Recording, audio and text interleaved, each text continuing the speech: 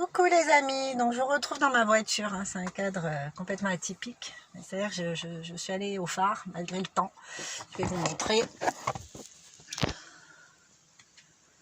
Et là ça va, ça s'est calmé, en fait il fait pas beau du tout, il n'y a pas de nuages, tout est gris, donc voilà, mais je suis pas la seule, hein. Il y a plein de gens qui vont à la baie du Trésor, qui font comme d'habitude quoi.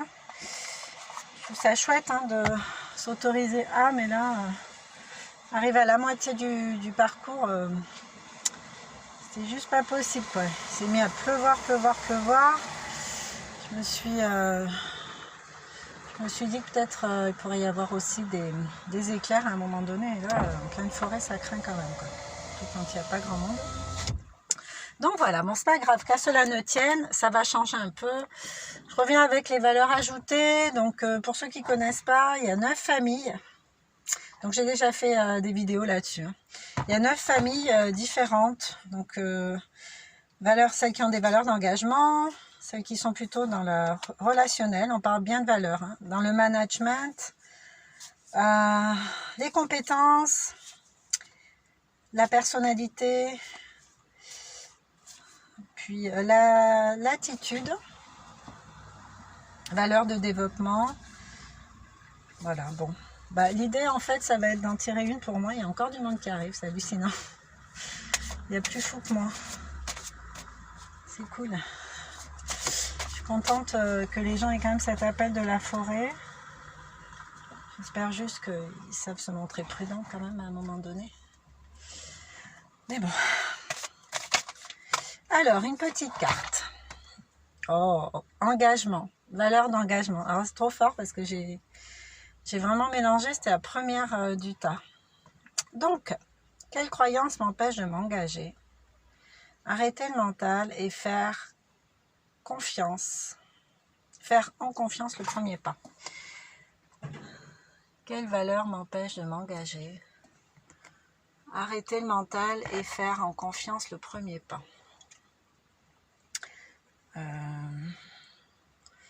Quelle valeur m'empêche de m'engager? Moi je m'engage pas quand je le sens pas en fait. Ouais, quand je le sens pas, moi je m'engage pas.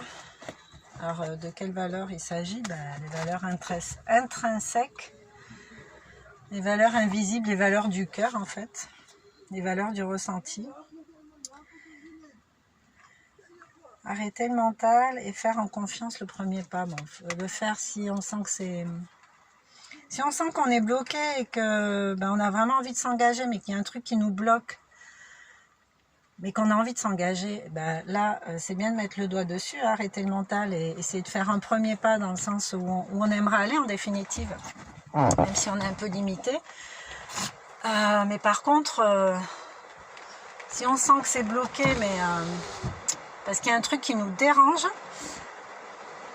je ne sais pas si c'est la nuance entre ces deux perceptions là que je vous donne, mais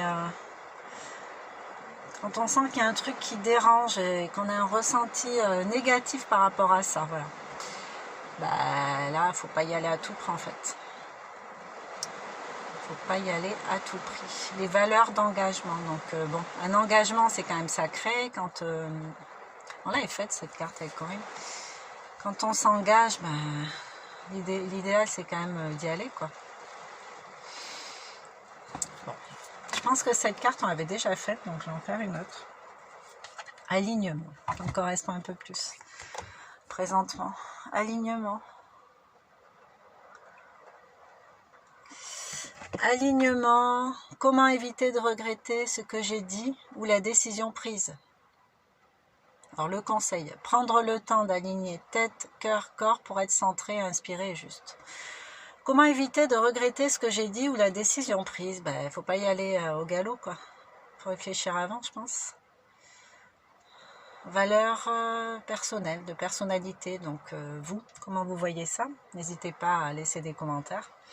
Comment éviter de regretter ce que j'ai dit ou la décision prise? Dans mon cas, avec mon caractère à moi, avec mon caractère un peu fougueux par moment, ce serait justement tempérer un peu tout ça, quoi.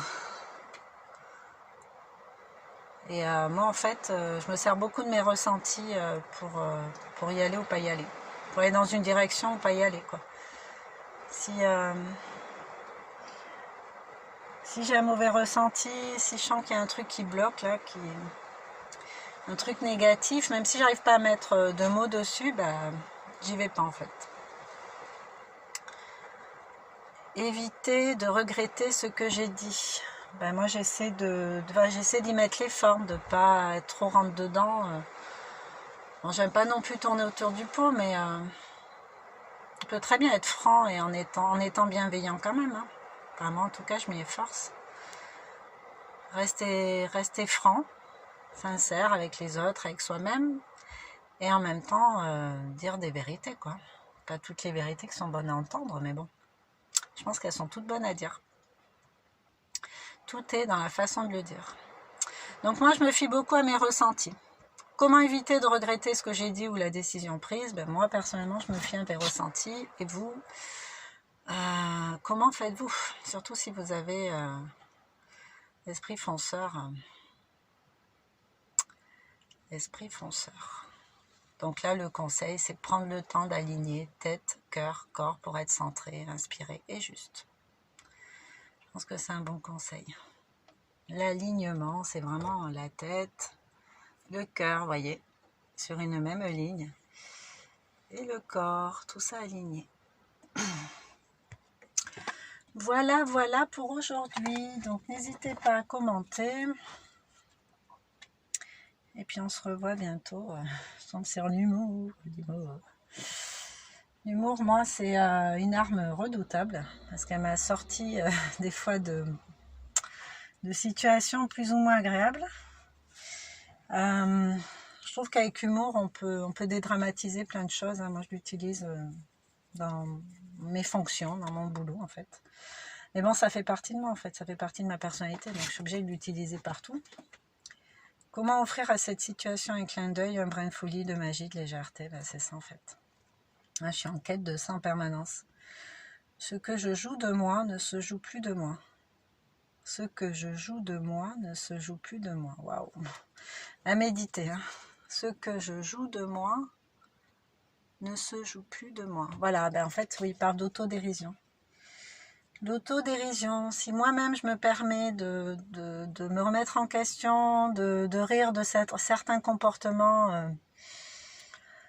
Hier, par exemple, j'ai pris une cote, mais j'ai pas pris d'élan en fait. Et puis ma petite box là, elle est assez nerveuse, mais bon, il faut quand même un minimum quoi. Alors, j'ai pas pris d'élan, j'arrive au milieu, mais je savais déjà. Hein. Et puis, ping, je cale, j'arrive plus à redémarrer. Et là, il y a un monsieur, juste, il y avait un bâtiment à côté, une résidence. Il y a un monsieur, il me dit, ça va et tout. Je sais pas du tout. Là, j'étais comme ça. Je dis, j'arrive plus. J'avais ma fille à côté avec ma nièce, elles étaient pétées de rire. Devant ma réaction, en fait. Moi, ça m'amusait pas, mais bon, je l'ai pas pris en mode je suis énervée, tout ça, mais je voulais que le monsieur vienne m'aider. Il est venu. Il m'a dit calmez-vous, allez-y, doucement. Mais la cote sans deck, elle était comme ça, quoi. Ouais, comme ça. Je voyais le moment où j'allais atterrir dans le décor. Si j'enlevais le frein à main. Donc, franchement, je n'étais pas du tout à l'aise. Mais je conçois que ma réaction de l'extérieur ait pu faire rire les petites.